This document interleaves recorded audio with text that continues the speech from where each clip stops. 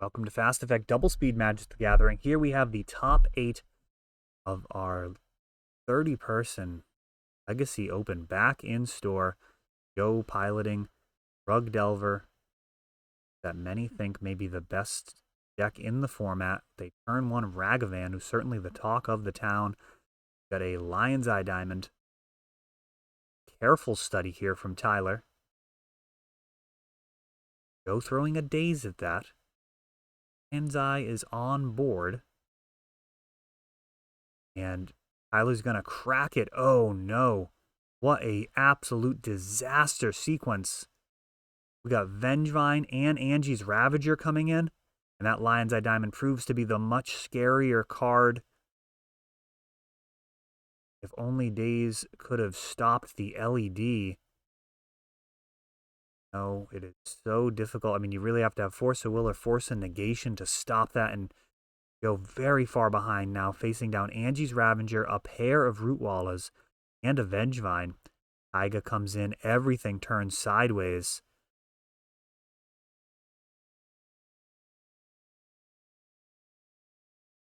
Unbelievable sequence. Root Walla's pump.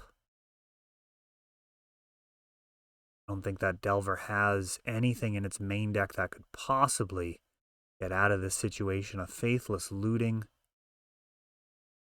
That is going to do it. Devastating sequence. Incredible explosiveness from Tyler with this very interesting Rug Madness deck. Format is just so incredible. So much potential. Sit down to build. Not sure if Tyler... He's definitely a rogue player. Seen him play all sorts of crazy stuff. So while this may have some common cards with previous Madness builds, I would not be surprised at all. This has some homebrew elements that could catch you off guard. Certainly, the power level is there. Lion's Eye Diamond with these new additional enablers. Staggeringly powerful. And I believe, if I'm not mistaken, I believe I saw him casting Hagak very early. Some of his other matchups. I may be confused with another similar build, but this deck, this can definitely throw hands. Just able to review Tyler's list. Of course, it was a competitive event. We gave out over, with the playmat and everything, like $2,000 worth of prizes, $1,500 worth of credit. Leather playmat, as you see on camera there, for the champion. Everyone got limited edition leather pins. Well, what a fun event. Got Careful Study, allowing a Daze stopping that, and Dragon's Rage Channeler milling what I believe was a Pyrokinesis. Then got a Basking Root Walla, and this is a much less explosive game so far. Forked Bolt going 1-1. That's going to trigger. Graveyard continues to fill itself thanks to Dragon Rage's filtering ability. Another Root Walla comes down. This one gets bolted. And yeah, Tyler's list actually too fast for Hagak. It got a couple of copies of Anger in there, and also the hollow ones, very dangerous. The kind of top end, most dangerous stuff I'm seeing out of the graveyard would be the Ox, giving some additional card draw.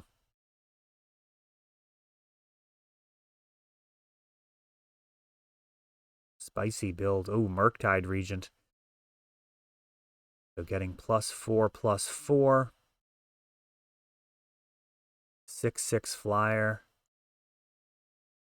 Looking good for Joe here. This is exactly what Delver's been trying to do. Ponder, triggers.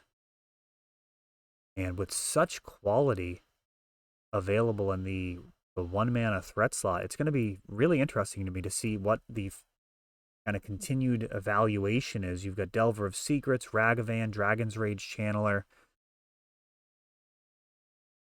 What are the final numbers in all of that? Another Daze, and that's enough for Tyler. Daze just gold this game, keeping those super efficient cards in check.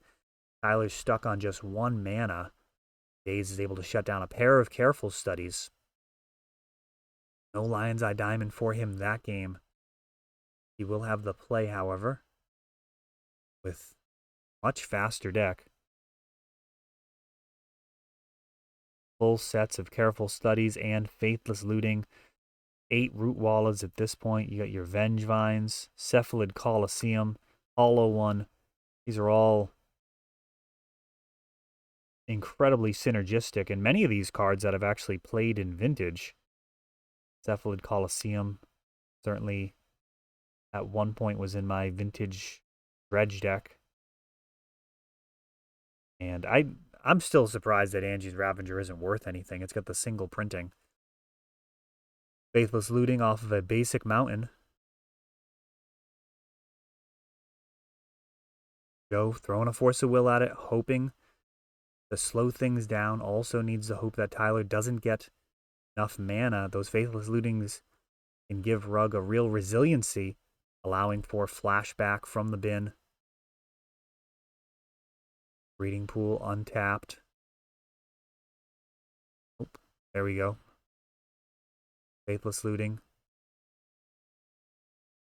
Ditching a Vengevine. And wow, an LED. What on earth is in Tyler's hand that he's ditching LED? Daze stops it. His hand just has to be insane here, I would think. I'm having a difficult time imagining what would be better than LED in this context. There it would have allowed paying the 1 for the Hollow One.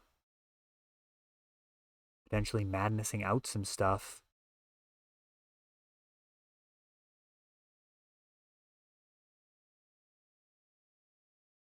Passing the turn.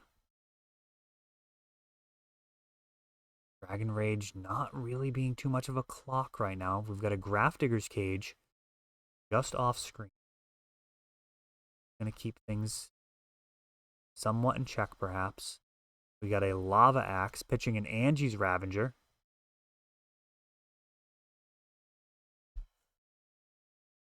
Response to this post Wasteland with the 1 mana floating.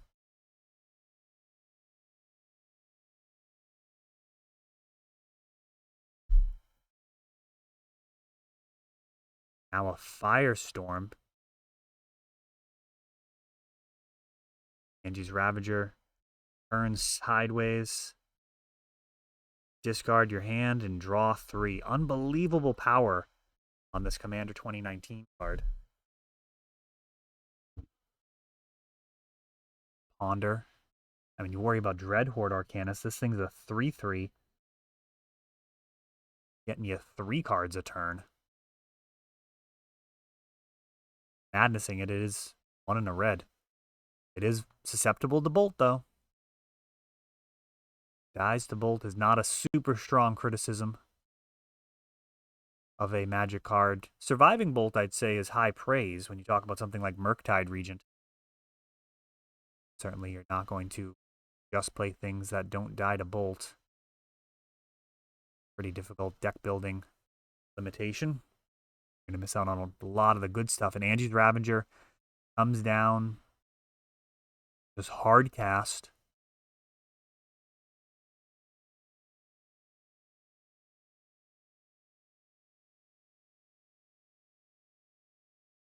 A Root Walla as well.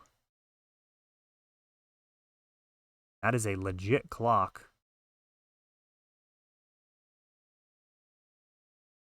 Forked Bolt takes out the smaller of the 2 threats, but this card advantage incoming is just terrifying. Oh, wow. Cephalid Colosseum.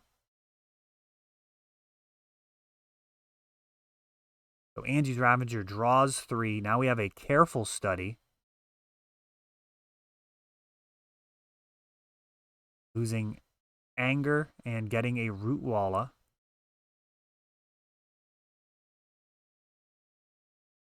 This is somewhat horrifying for Delver, facing down just a powerful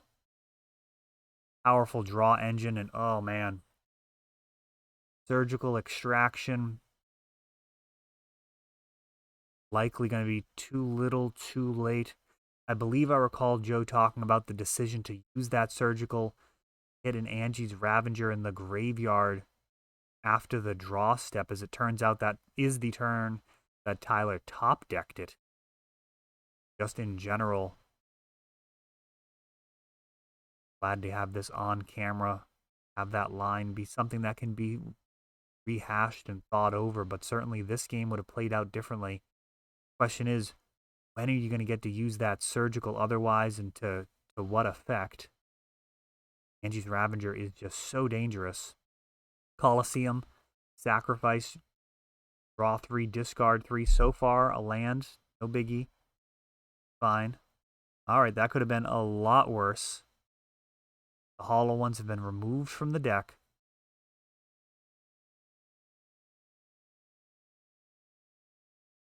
Go hoping for a body. Oh, and it looks like this is going to be the final points of damage. Firestorm now swinging with an extra 6.